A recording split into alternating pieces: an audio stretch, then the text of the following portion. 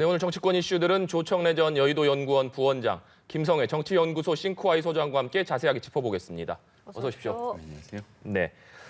조금 전까지 저희도 생중계해 드렸습니다만 국회 행정안전위원회 이태원 참사 관련 현안 질의가 이어지고 있습니다. 두 분께서도 현안 질의 계속 시청하시다가 들어오셨을 텐데 좀 어떻게 보셨는지 먼저 부원장님께 여쭙겠습니다. 예, 언론에 나왔던 내용을 재차, 3차 질문하는 형태로 보였습니다. 네. 그러니까 물론 이제 국회의원들께서, 행안위원들께서 뭐 새로운 사실을 발굴해서 가기는 힘들겠지요. 그죠? 제가 볼 때는 책임진 자리에 있는 분들의 좀 더 책임 있는 말씀, 뭐 거취 표명까지 포함해서 그런 좀 내용들이 있었으면 좋지 않았겠나 하는 아쉬움을 가졌습니다. 네, 소장님 어떻게 보셨습니까?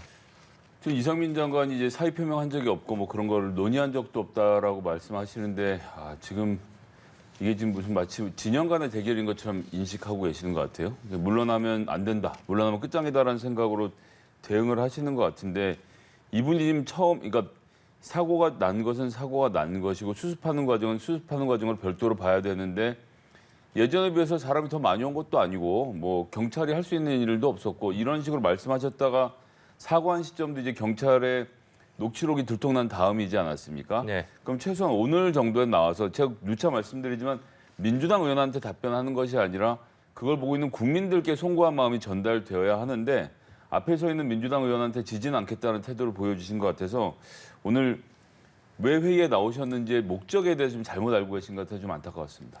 네. 예.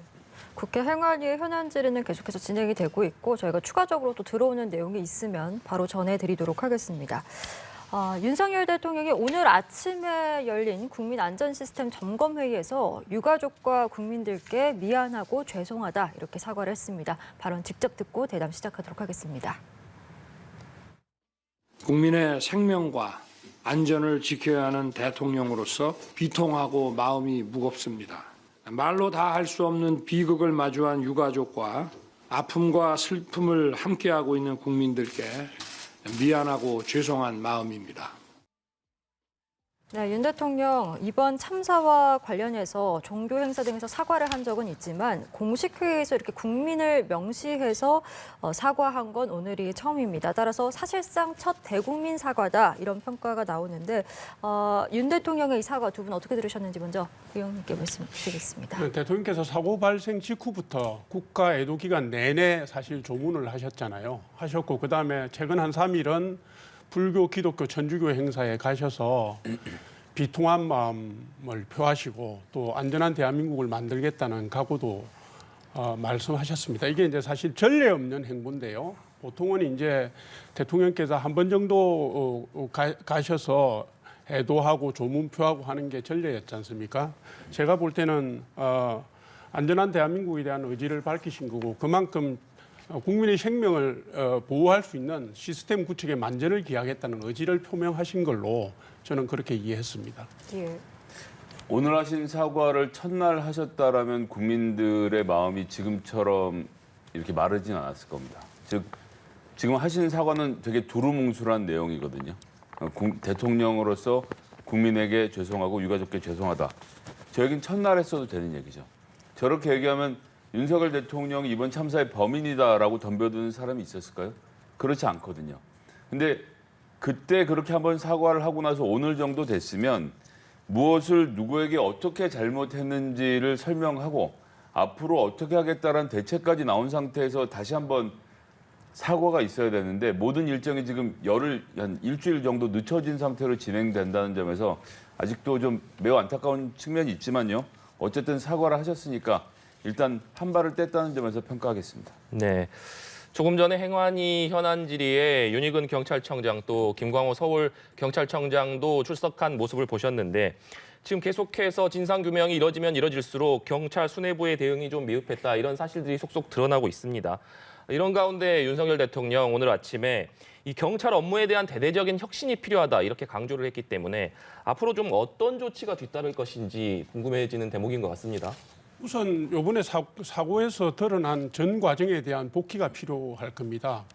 그러니까 보고를 하고 복명을 해서 조치를 하는 이 선이 다 동맥경화가 걸린 거 아니겠습니까? 네. 그래서 우선 수사에 따라서 수사와 사고 조사에 따라서 결과 대안 마련이 만들어질 것 같고요. 제가 볼 때는 관련 수사가 진행 중이기 때문에 뭐 성역이 있다든가 뭐 예외선이 있다든가는 없을 겁니다. 제가 이해하기로는 윤석열 대통령이 원칙과 상식에 따라서 조치를 할 것이고 조사 결과가 나오고 수사 결과가 나오면 그에 따른 인사 조치가 제가 볼 때는 상당한 규모로 따를 수밖에 없을 거다. 네. 이렇게 예측합니다. 네. 지금 행정안전부란 이름이 원래 행정자치부였잖아요. 자치 대신 안전이 들어온 것은 국민안전처, 신설됐던 국민안전처가 합쳐진 과정이 네. 있었던 거 아닙니까? 최근에 일어난 일이죠.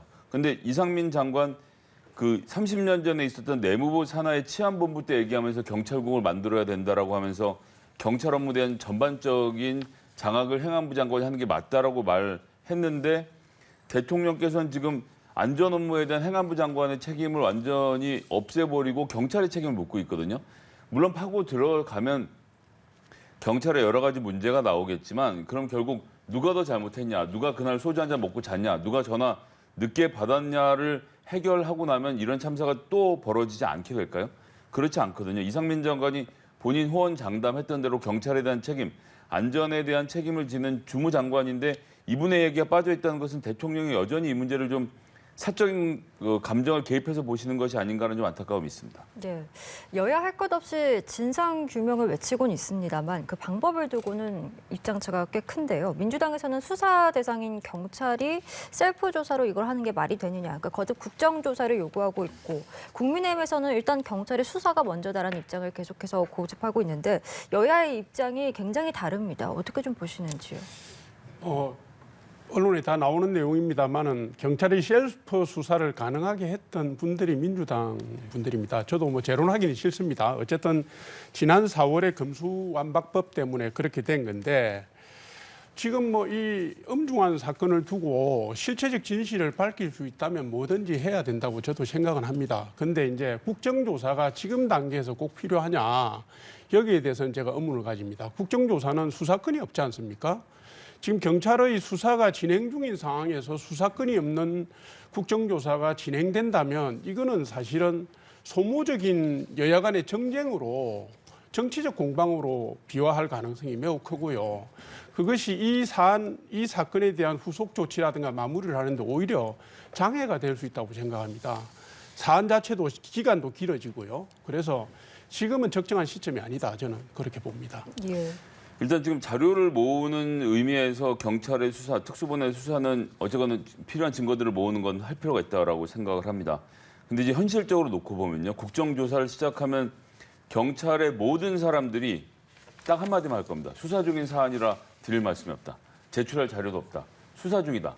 이 말로 다 피해갈 것이기 때문에 지금 현재 국정조사가 현실적으로 성과를 내겠느냐. 이 점에 대해서는 저도 좀 여러 가지 걱정이 있고요. 일단 특수본이 증거를 다 모으는 과정까지는 좀 지켜봐야 될 거라고 생각하고 그 뒤에 그것이 부족했을 때 이제 특검으로 갈 건지 예 여부에 대해서 논의를 해야 된다라고 생각하고요.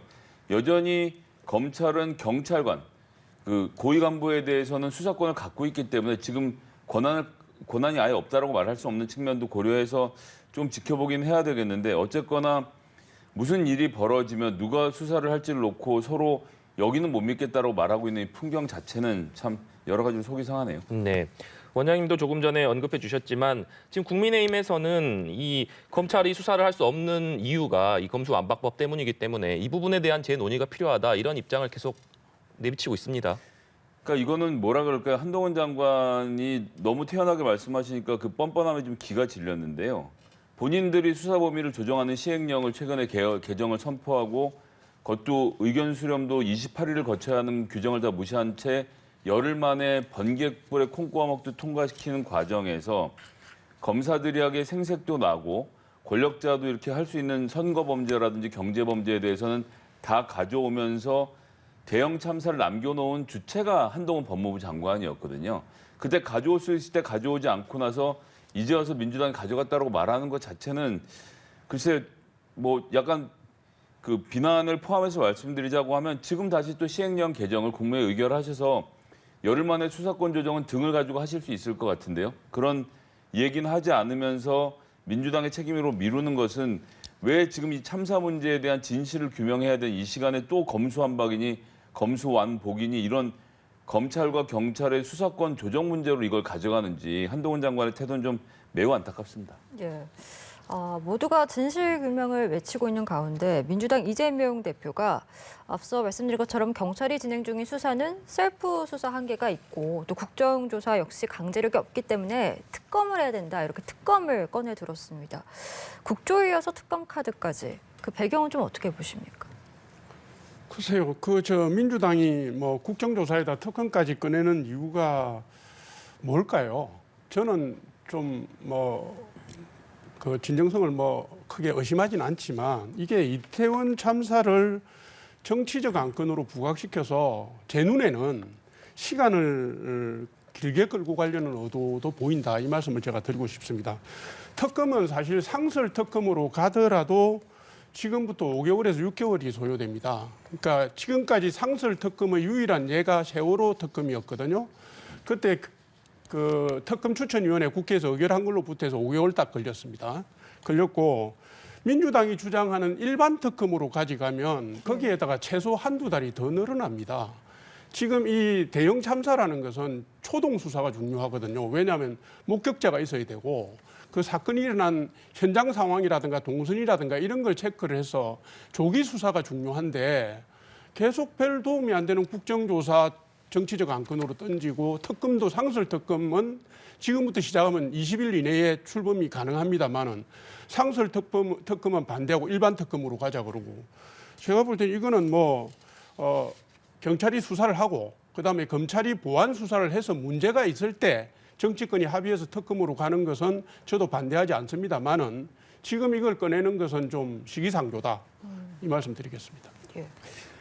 최초의 대통령이 현장 방문했을 때 CCTV 얘기를 하면서 사건 전후의 CCTV를 다 살펴야 된다. 즉 이걸 좀 누가 했던 사고의 원인을 찾아야 된다는 뉘앙스로 말씀을 하시고 나서 그 소위 말하는 토끼 머리띠 논쟁이 벌어졌고 그 당사자가 9시 55분에 이미 지하철을 타고 자리를 떠난 것으로 입증이 되면서 이 혐의가 벗겨지고 나니까 이번에는 경찰로 지금 전부 다 혐의가 쏠리고 있는 상황이거든요.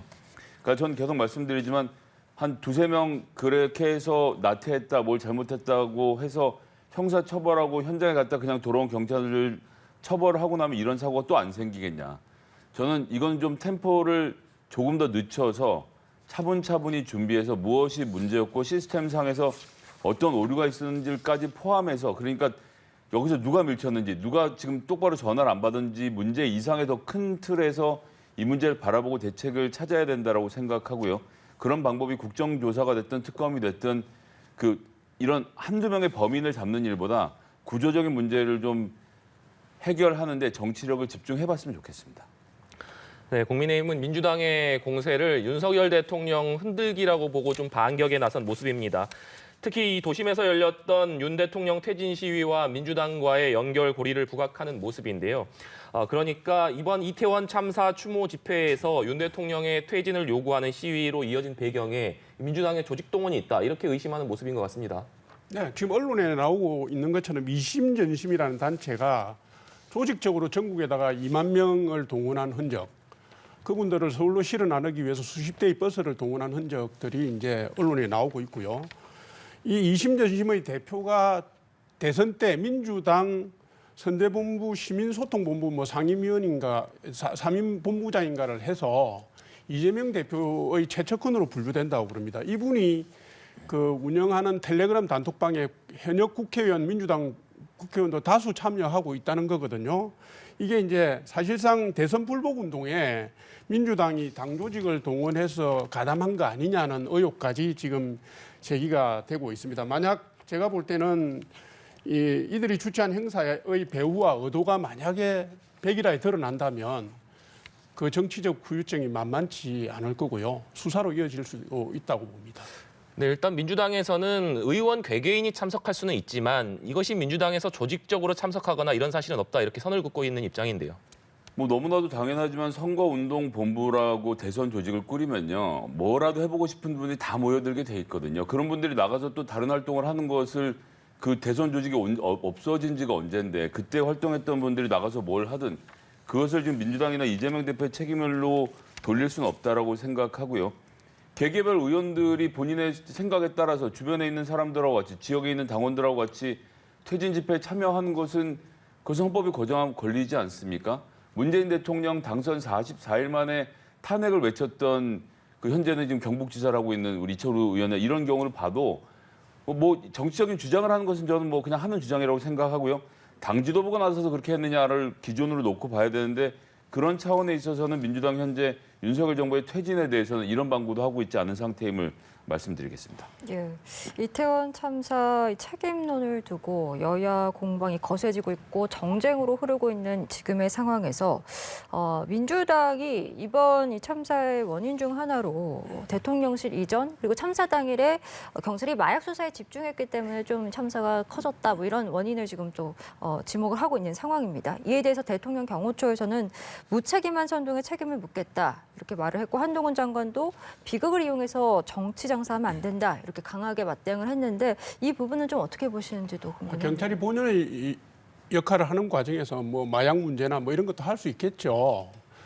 그것 때문에 이게 안 됐다는 식으로 자꾸 오만 거를 다 끌어다 가는 건 맞지 않다고 봐요. 경찰이 대규모로 혼잡하게 모인 군중들에 대한 적절한 대응을 못한 거는 뭐 책임을 묻고 비판하는 건 옳다고 생각합니다. 근데 뭐든 일만 터지면 대통령실 이전 문제를 가지고 걸고 나와요. 최근에 뭐 민주연구원의 부원장이라는 분이 무슨 용산경찰서가 700명이 거기 출퇴근에 동원되는 바람에 뭐 이런 대형 참사가 생겼다고 SNS에 올렸다가 사실 눈살을 찌푸렸잖아요. 용산경찰서가 700명이 안 됩니다. 그죠?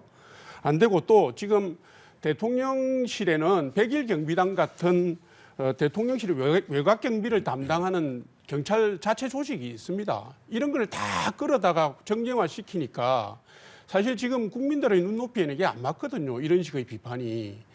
좀 더 사고와 직접 관련된 내용이나 책임 소재라든가 예방하기 위한 이런 대안들을 좀 내주셨으면 좋겠어요. 매우 안타깝습니다. 경찰서의 과장들이 어떻게 움직였는지를 보면 경찰서장의 관심사를 그대로 볼 수 있습니다. 참사 사흘 전에 있었던 헬로윈 관련돼서 대책회의에 용산경찰서장 직접 참석하지 않았습니다. 그전에 구청장과 용산경찰서장이 함께 참여했었는데 올해는 하지 않았고요. 근데 경찰서장은 올해 1월 26일에 부임했기 때문에 헬로윈 대회를 맞아본 적이 없죠. 그러면 누구를 보냈느냐? 형사과장하고 여성청년과장을 보냈습니다. 여성청년과장은 성추행 등 여성과 관련된 범죄 문제, 형사과장은 마약 관련돼서였습니다. 결국 이 용산경찰서장은 이번 헬로윈 행사 자체를 범죄가 일어날 수 있는 지역으로 본 겁니다. 안전 문제를 중심으로 본 게 아니라 형사와 여성 청년을 배치해서 범죄가 일어나는 현장을 단속하는 현장으로 본 것이고요. 그러면 실질적으로 이런 다수의 대중들을 컨트롤할 수 있는 데는 어디냐? 경비과하고 교통과입니다. 그럼 이 두 개는 어디 있었느냐? 행사 당일에.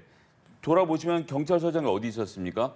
대통령실 앞에서 시위대 군중들을 컨트롤하고 있었죠. 즉 경비와 교통의 관심은 대통령실 앞 시위에 그리고 형사와 여성 청년의 관심은 헬로윈에 가 있었는데 이 통제되지 않는 대중은 헬로윈에 있었던 겁니다. 그 골목길을 여성 청년과 형사과장이 어떻게 막습니까? 담당 분야가 아닌데요. 이것만 보아도 경찰이 무슨 잘못을 했는지 지휘체계에서 어떤 일이 일어났었는지를 전 반드시 짚어봐야 한다고 봅니다. 예, 알겠습니다.